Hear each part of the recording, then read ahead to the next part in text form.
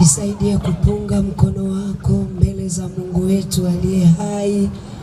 Mwanamke uliyekuja na kigelegele kizuri kwa ajili ya Yesu wetu huyu mzuri aliyetupa neema na kibali.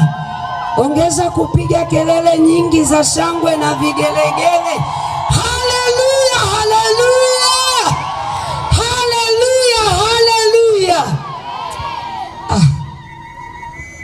Ninajisikia kunyenyekea sana mbele za Mungu wa majeshi aliye hai.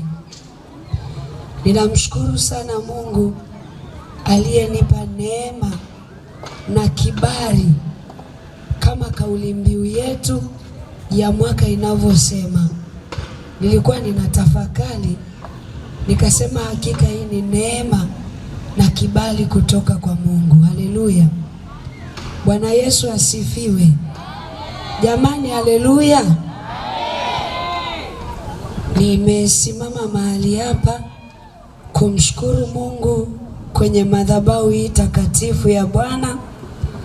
Nimeanza kuzunguka kwenye mikutano ya Injili tangu mwezi wa 3 mpaka hivi. Jana nilikuwa ninamshangaa sana Mungu. Tarehe 31 ya kumaliza mwaka nilikuwa madhabahuni. Nimeupokea mwaka nikiwa madhabahuni, na tarehe 1 hii niko hapa. Niliacha wazazi wangu, niliacha mume, niliacha watoto kwa ajili ya Bwana. Kwa hiyo ninamshukuru sana Mungu kwa ajili ya ibada kubwa ambayo ilifanyika jana. Kuna watu wazuri walimpa Yesu maisha yao. Ninamshukuru Mungu kwa neema kubwa ambayo amenipa. Sina kitu chochote cha kumlipa Mungu, lakini mkononi mwangu ninayo sadaka maalum kwa ajili ya kumshukuru Mungu. Naomba mashemasi utanisaidia chombo cha sadaka hapa, nitoe sadaka yangu ya shukrani. Tangu mwezi wa 3 nimeanza, sijapata hata mafua. Ni mwanamke ambaye nimekuwa nikiunguruma. Neema ya Mungu kwa kweli imekuwa kubwa kwenye maisha yangu. Mwezi uliopita nilikuwa Dodoma, nilikuwa na semina ya siku 8. Bwana alinisaidia nikaja Dar es Salaam, nimefanya semina kadhaa, karibu makanisa 4. Nimekuwa mzima, nimerudi nyumbani, sijakaa hata wiki moja, nimerudi. Wiki iliyopita ya Krismasi nilikuwa pale Galilaya, lakini ninamaliza mwaka nikiwa hapa MCC. Najisikia vizuri kumtumikia Mungu. Bwana Yesu asifiwe sana. Naomba nitumie nafasi hii kumshukuru sana baba mchungaji mzuri sana huyu aliyebeba moyo wa Mungu kabisa. Kwa kweli, hebu inua mikono yako hivi miwili, piga yale makofi. Mungu akubariki sana mtumishi wa Mungu pamoja na mama. Mungu kwa kweli akuzidishe. Jana nilisema pale kanisani, huyu baba hana ubinafsi. Angalia alivyo na maono makubwa, ametukusanya tuko hapa tunamtukuza Bwana. Lakini nitumie nafasi hii kipekee kabisa kushukuru viongozi. Nimejisikia vizuri sana, ni ajabu sana. Mwenyekiti, Mungu akubariki sana, pamoja na mjumbe na mwenyekiti wa masoko na wengine wote.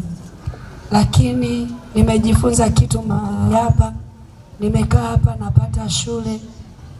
Nimejisikia vizuri kuwa pamoja na watoto wetu wazuri hawa wakituoni hapo. Jamani, hizi ndio ibada zenye maana ambazo Mungu anazifurahia. Nilipokuwa na watazama hawa watoto, nikakumbuka nilipookoka nikiwa bado mdogo, nilikuwa darasa la 3, nikafukuzwa nyumbani. Unayeniona nimesimama hapa mwenyekiti, unasema baridi ilikuwa inapita. Ni mtoto ambaye nilifukuzwa kabisa nyumbani. Nimewahi kufungwa pingu nikapelekwa polisi kwa ajili ya Yesu. Nimewahi itwa vikao vingi sana, mpaka kikao cha ukoo wetu maeneo ya kule mipakani na Zambia, lakini niliendelea kumtunza Yesu ndani yangu. Kwa hiyo ninaamini hata hawa watoto wazuri Mungu ataendelea kuwatunza. Ninalijua joto la uyatima japo ninao wazazi. Kwa hiyo Mungu akubariki sana mchungaji kwa maono haya mazuri. Lakini ninalo neno la Mungu kwa ufupi kabisa. Ninatamani niseme na wewe neno hili la Bwana. Tumefurahi sana kuingia kwenye mwaka mwingine. Ukisoma kitabu cha Mhubiri ile sura ya 3 mstari wa 1 na wa 2, Biblia inasema kila jambo na wakati wake. Kwenye ule mstari wa 2 amesema kuna wakati wa kuzaliwa, lakini kuna wakati wa kufa.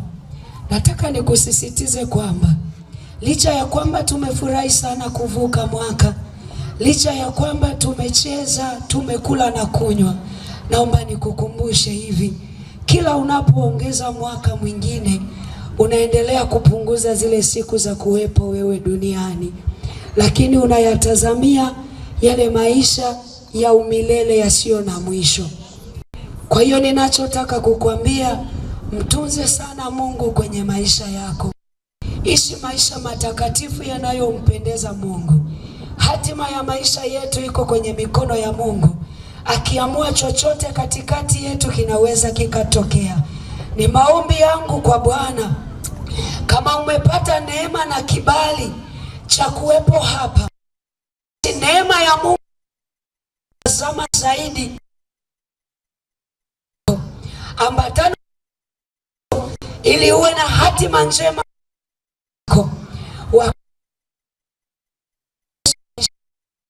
Ninakusisitiza kombo Mungu kwa bidana. Kama ni kuomba, omba neno, soma neno la Mungu sana. Amani na watu wote, tafuta amani sana na watu wote, na utakatifu ambao hakuna mtu atakayemwona Mungu bila kuwa na huo utakatifu. Haleluya! Bwana Yesu asifiwe. Ukisoma kitabu cha Yohana ile sura ya 1 mstari wa 12, anasema bali wote waliompokea aliwapa uwezo wa kufanyika watoto wa Mungu. Nataka nikwambie, unapokubali kumpokea Yesu kuwa Bwana na Mwokozi wa maisha yako, kuna tendo la matengenezo linaanza ndani yako. Unaanza kufanyika kuwa mtoto wa Mungu, yaminio jina lake. Nataka nikwambie, ninawapenda. Ninaomba kama hatutaonana tena, basi kazana ili tuje tukutane mbinguni, tufurahi pamoja na Bwana. Mungu awabariki sana. Amina. Mungu akubariki sana sana sana. Mtumishi wa Mungu anatoa sadaka yake ya kumshukuru Mungu. Lakini wapendwa wa MCC, sisi ni wakarimu, ni wenye upendo. Hakuna namna mgeni atakuja atatupa vitu vizuri namna hii vya rohoni, halafu tukamwacha aende kama hajatoka kwa watu ambao wanampenda. Kwa hiyo ninawaomba sana, wakati tukiendelea kusubiri utaratibu wa chakula, shemasi tutaweka chombo hapo ili mchungaji anaporudi Sumbawanga basi akaye akumbuke kwamba MCC waliniambia heri ya mwaka mpya, wakanisindikiza, wakatoa angalau zawadi kwa ajili ya wale watoto na baba. Ukatupe salamu zetu kwa niaba ya mchungaji kiongozi na MCC nzima. Mungu akutangulie, Mungu akufunike sana. Tunakupenda sana. Karibuni sana. Tutakuwa tukienda kupata wimbo huu, basi tutakuwa tukitoa sadaka yetu ya upendo kwa ajili ya mchungaji na mtumishi wa Mungu.